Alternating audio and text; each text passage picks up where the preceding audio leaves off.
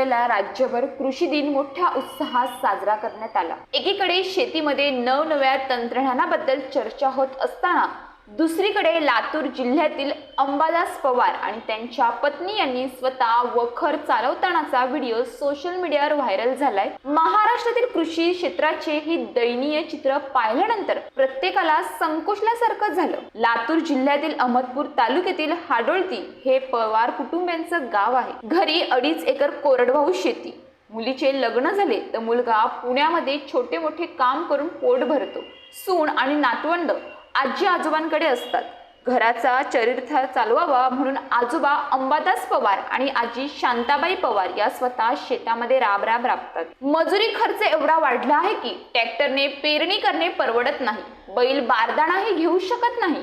शेतीमध्ये जेवढे पैसे लावले त्यापेक्षाही कमी पैसे हाती येतात। बँकेकडून 40,000चं कर्ज घेतले, ते कर्ज दरवर्षी भरतो आणि पुन्हा कर्ज काढतो। आमच्या गळ्या एवढं सोयाबीनचं पोत 4,000 रुपयांना जातंय आणि 25 किलोची सोयाबीनची बियाण्यांची बॅग आम्हाला 3,000त मिळते। खताचा भाव 1200 ते 1500 रुपयांपर्यंत वाढलाय।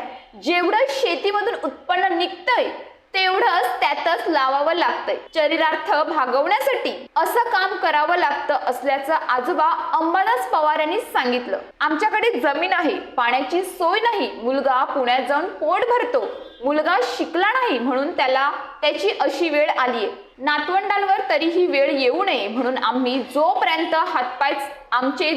हातपाय चालत आहेत तोपर्यंत शेतामध्ये काम करतो।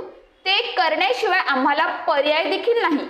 शासनाने आमचं कर्ज माफ करावं आणि शेतीसाठी खत बियाण्यांची व्यवस्था करावी अशी मागणी शांताबाई पवार यांनी केली आहे। दरम्यान आपला देश वेगवेगळ्या क्षेत्रात मोठी भरारी घेतोय। अगदी मंगळ ग्रह देखील आपल्याला दूर राहिला नाही, परंतु देशाच्या कृषी क्षेत्राची अशी दयनीय अवस्था पाहिल्यानंतर प्रत्येकालाच वाईट वाटतं। या आजी आजोबांना सरकारकडून किंवा एखाद्या दानशूर व्यक्तीकडून मदत व्हावी एवढीच अपेक्षा।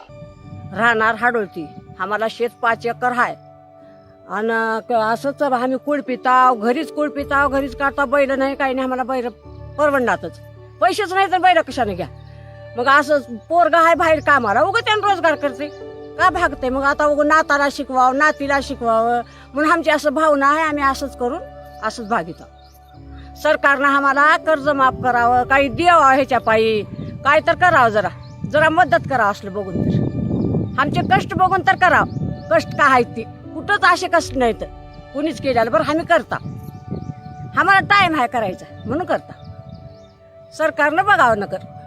अंबादास गोविंद पवार 5 एकर करून व्हायचं, भागावं लागेल की, खर्च भागावं लागेल की, कशाने खर्च करावं, कुठला पैसा यायचा कामाला, उत्पन्न किती होतंय त्यालाच पूर्ण झालंय। रोजगारी भलताच ही वाढला, रोजगार वाढला, बी खात वाढलं।